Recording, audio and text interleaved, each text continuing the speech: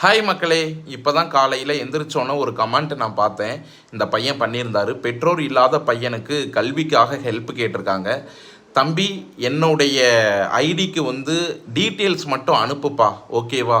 என்னுடைய 1 month YouTube சேலரியை அப்படியே நான் அந்த பையனுக்கு கல்விக்காக நான் சத்தியமாக உனக்கு உதவி பண்ணுறேன், ஓகேவா?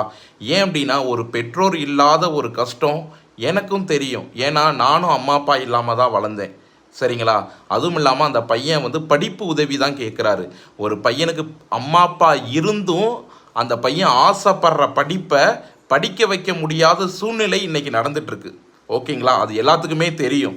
இந்த பையன் அம்மா அப்பா இல்லாத பையன். கண்டிப்பாக உனக்காக நான் பண்ணுறேன் தம்பி. சப்போஸ் எனக்கு ஃபேஸ்புக் ஐடியும் இதே நேமில் தான் இருக்குது. நீ எனக்கு ஃபேஸ்புக் மெசேஜரில் கூட ப்ரைவேட்டாக எல்லா டீட்டெயில்ஸும் நீ எனக்கு சொல்லு.